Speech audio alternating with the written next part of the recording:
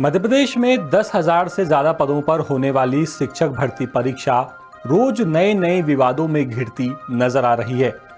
इस परीक्षा को लेकर कभी अतिथि शिक्षक मोर्चा खोल देते हैं तो कभी संविदा कर्मी ये आरोप लगाते हैं कि उन्हें तो इस परीक्षा में कोई छूट ही नहीं दी गई।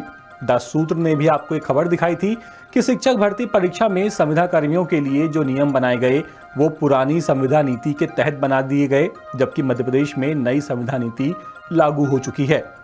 अब हुआ ये कि पुरानी संविदा नीति से नियम बनाए जाने के बाद संविदा कर्मियों को आरक्षण और आयु सीमा में कोई लाभ नहीं मिल रहा। अब इस मामले पर मध्य प्रदेश सरकार के दो बड़े विभाग आमने सामने हैं। स्कूल शिक्षा विभाग का कहना है कि संविदा कर्मचारियों को आरक्षण और आयु सीमा में लाभ देने के मामले में सामान्य प्रशासन विभाग यानी जीएडी से छूट ली गई है, जबकि सामान्य प्रशासन विभाग के अधिकारी कहते हैं कि 5 जून 2018 को जारी संविदा नीति में संविदा कर्मचारियों को आरक्षण देने का प्रावधान है। इस नीति या निर्देश में छूट के लिए अलग से कोई आदेश या निर्देश नहीं दिए गए हैं। अब ये पूरा विवाद खड़ा क्यों हुआ, आपको ये बताते हैं। दरअसल मध्य प्रदेश में 1,50,000 से ज्यादा संविदा कर्मी हैं।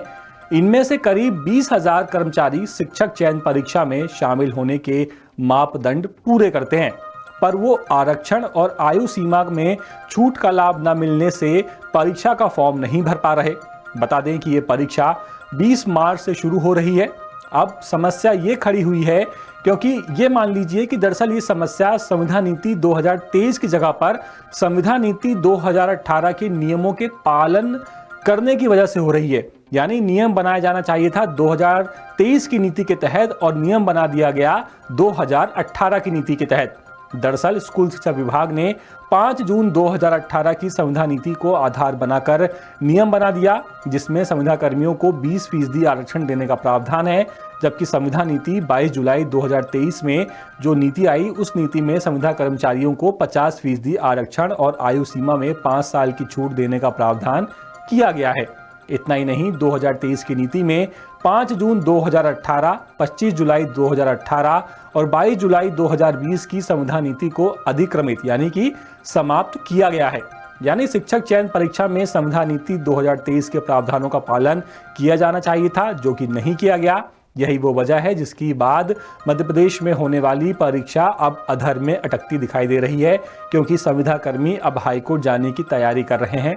ऐसे में क्या ये परीक्षा समय पर हो पाएगी और क्या बिना किसी विवाद के हो पाएगी, ये अपने आप में एक बड़ा सवाल बन चुका है। अपडेट्स के लिए बने रहिए द सूत्र के साथ। नमस्कार। लेटेस्ट, इन्वेस्टिगेटिव और इन डेप्थ खबरें देखने के लिए ज्वाइन कीजिए द सूत्र का व्हाट्सएप चैनल, सब्सक्राइब कीजिए यूट्यूब चैनल, लाइक कीजिए फेसबुक पेज और पढ़ते रहिए वेबसाइट www.dasudra.com।